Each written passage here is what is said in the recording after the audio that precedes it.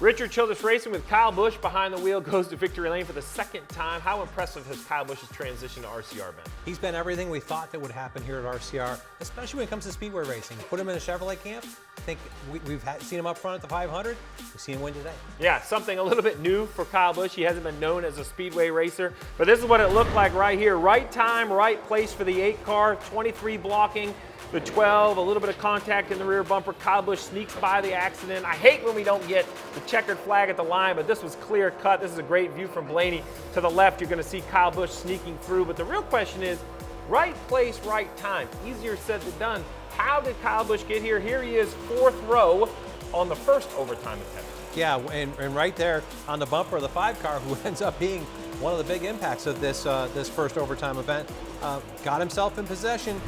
This one brought a lot of animosity, a lot of crew chiefs, and where they were going to be on fuel windows. Yeah, so then there was a conversation with the team after this caution about fuel windows, to pit, not to pit. Let's listen in. The problem is they're not going to red flag this thing. Pit road's open. Pit, if you can. Too late. Randall, we're coming off a 4. Do you want to stay or do you want to just pit this second time? I don't know. I'd just stay at this point. Take a chance. Yellows out, baby. We're going to get it. We're going to get it. Save. You got to tell us you got to make it all the way back around. Let's go!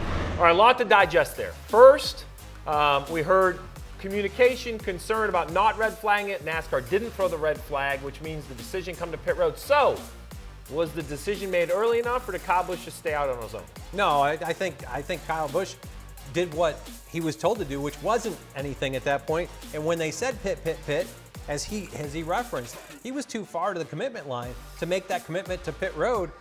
I think this is one of those situations. Pit road opened late, and Randall made a late call, and Kyle couldn't react to it. And I have to agree with you. I don't think I believe if he would have told him early enough, Kyle would have pitted. I know he said different after the race. But then the next time around, I want to give Randall credit. He had the opportunity to come get gas, but at this point he said, no, let's stick with it. Let's stay out front. He got fortunate with the wreck. It didn't race all the way back around, but I still heard some nerves. Everybody was cheering the win, not Randall. He said, save, and then I love the veteran. Stayed wide open for a little bit longer to get enough speed to coast back around. Really well done by the 8.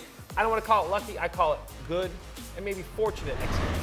A good, aggressive call, but you still hear the crew chief nerves. Everybody thinks they've won at turn 2. The crew chief's still thinking we've got to get all the way back to start-finish line. All right, on the spot, if the 8 didn't have a win, did they come for fuel or did they still risk it? Boy, great question. I think you risk it. He hasn't been out front leading. He's been in a position where I think he should be able to save some. I think you got to be aggressive here. If he doesn't have a win, you're going to need wins. And he's in a position, I think, to bring home a Talladega trophy. Yeah, bring home a Talladega trophy, and with this aggressive call from the 8 car, I'm pretty confident to say this won't be the last trophy the 8 puts on the trophy case this year.